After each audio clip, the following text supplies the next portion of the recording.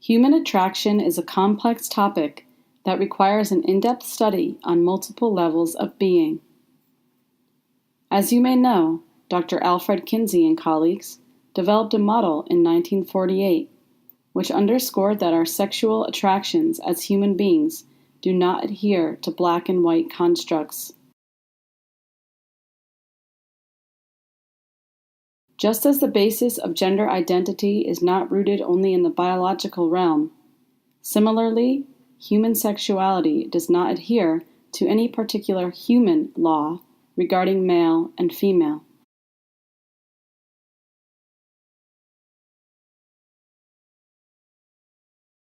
Sexuality, herein referred to as attraction identity, and gender identity are intimately related and can be elucidated through an in-depth study of an individual's relationship to masculine and feminine energies, in combination with the physical form. We often forget that we are spiritual beings having a human experience. We are made of complex energies, and as such, the mind, body, spirit, and soul are all involved in the expression of our divine energies through the human form. Times are changing, and so too must our hearts and minds, as we become more aware of truths that have been hidden. Have you ever heard of the concept of the body as hardware and the soul as software? This idea was first invented by Aristotle and later built upon by John Barrow and Frank Tipler. It states that the body is like the hardware of a computer, and the soul is like the software or program.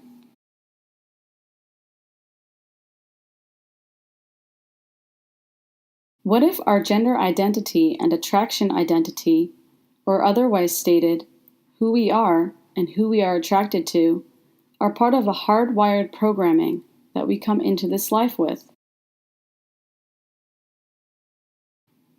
As human beings, we are not just made up of the physical body.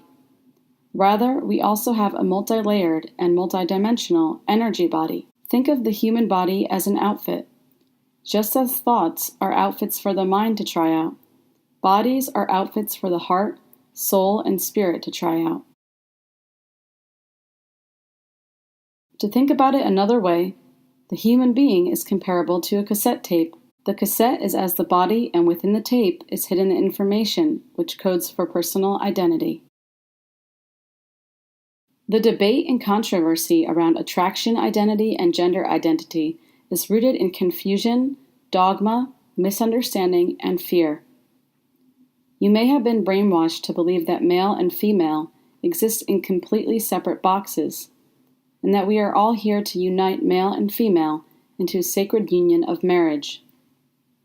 However, this is only an external viewpoint.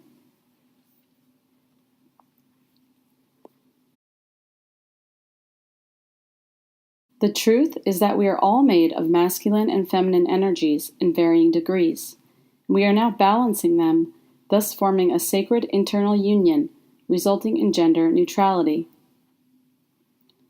Just as the atoms of a molecule seek net neutrality, so too does our spiritual energy.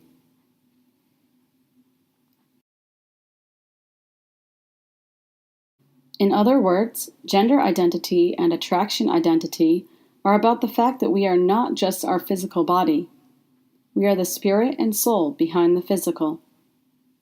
By coming into this world with a physical body that does not match the spiritual energy signature, one sets the stage for major growth in gender equality and ultimately neutrality of being, as we balance our masculine and feminine energies internally.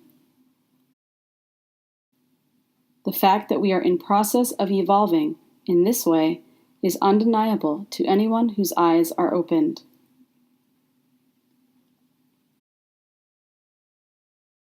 Again, there is a strong possibility that the soul and spirit have an energy signature, or programming, which dictates and/or contributes to both gender identity and attraction identity.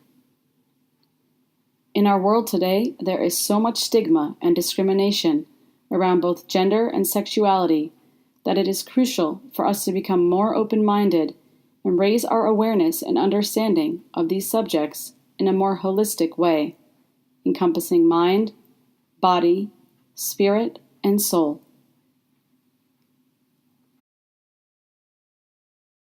Men who display feminine energy and women who display masculine energy are bullied and punished for no reason other than our own insecurities.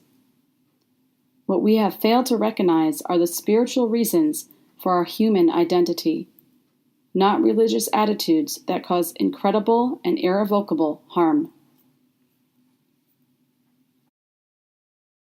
There is no such thing as converting someone from one identity to another. When a Jewish person converts to Christianity, it is a mere change in belief that allows for a change in lifestyle or practice. Nothing has happened to their spiritual identity.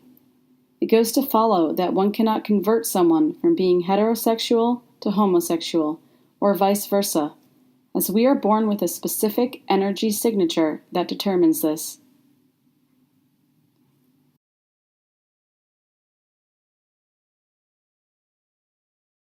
The only thing that can cause a change in someone's gender identity or attraction identity is removing the elements of fear, guilt, and shame, and allowing for absolution of the charges of criminality on the human soul.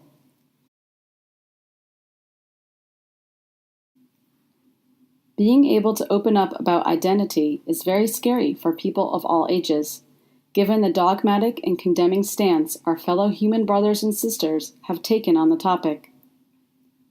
It is so important right now to let go of our human judgments towards one another and ourselves, and increase the compassion we feel for the human race as a whole.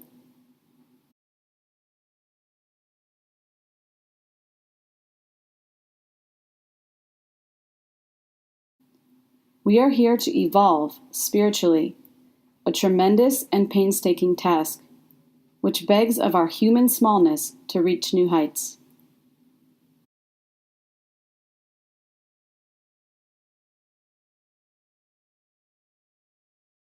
Sincerely, Shira notes.